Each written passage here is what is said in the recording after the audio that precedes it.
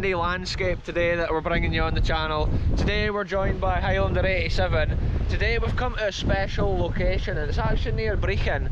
There's a little village called Stracathro, or a little settlement called Stracathro, and in this area at the little Stracathro church, it's actually a crazy place for Scottish history, and it's worth coming to today for a short wee video. I was here one time years ago on my mountain bike to do a wee video, but it's been so long I thought I need to update the history and refresh it for the viewers to see.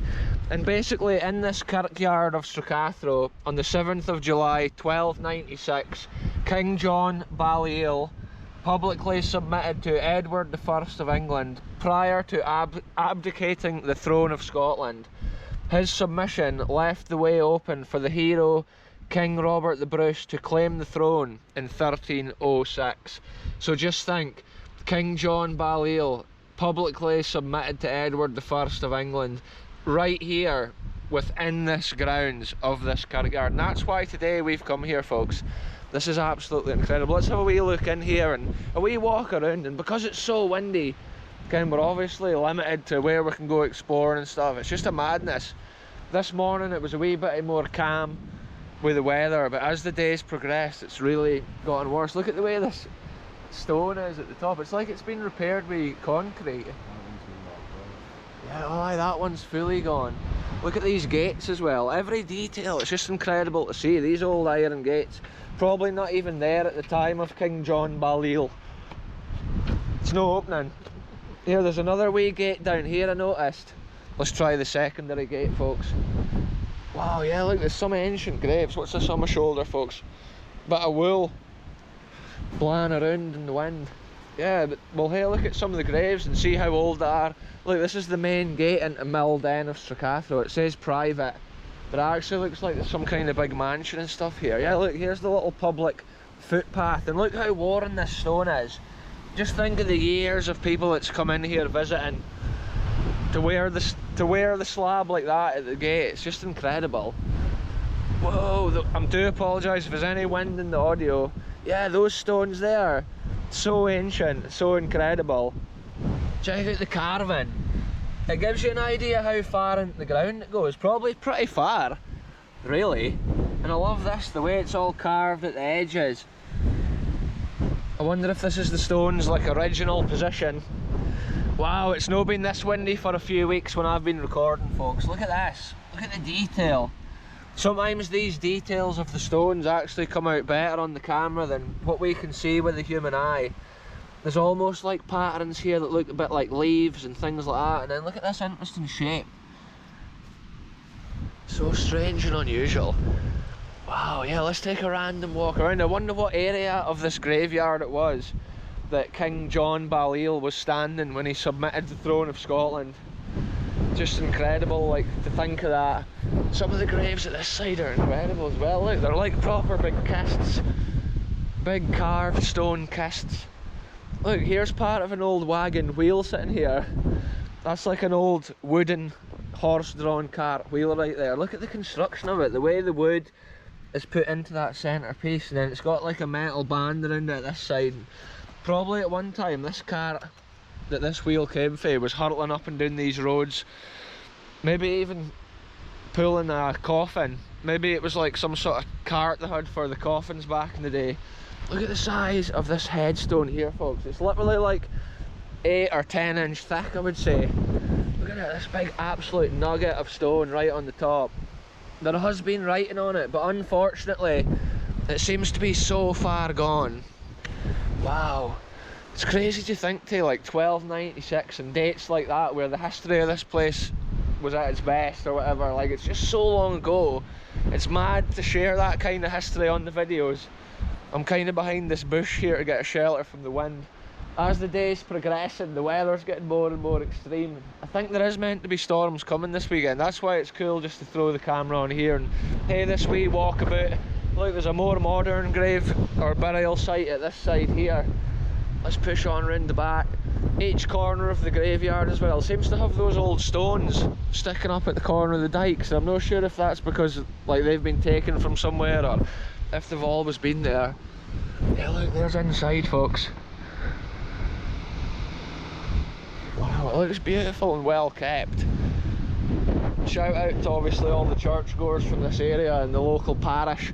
This is cool, this church, because it's still actually got the original bell within the bell tower up there. And some of the churches we go to nowadays, that's actually gone. Those wee details are missing. Yeah, there's so many graves. 1896 and such like. There's a wee aeroplane fleeing along there.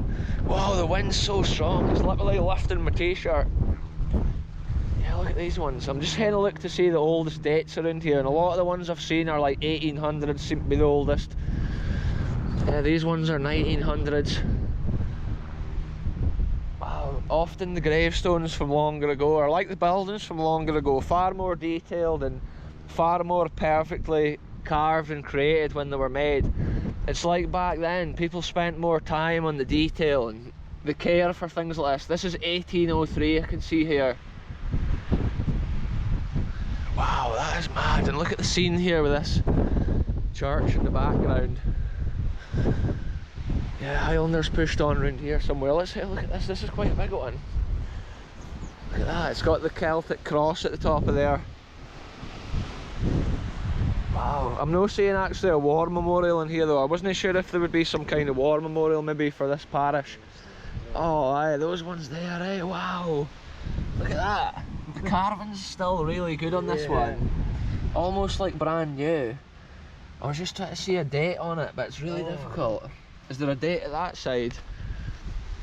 Oh aye, more detail. Look, they've got a whole body and a hand with the wings.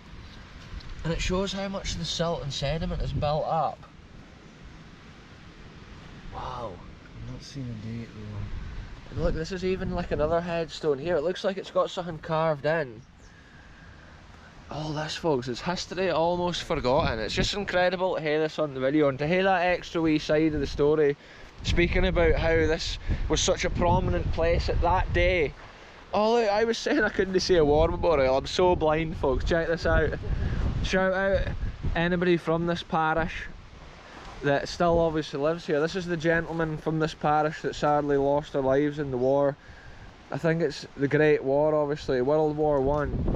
And it is cool in Scotland how they've got the individual names from each parish in these like stones. Like in each area they've got a stone to remember each person. It's amazing on my videos just to go around and record them, because often they've got relations, families have got relations like all over the world. For some reason I can't even speak now, folks. I don't know what's happened.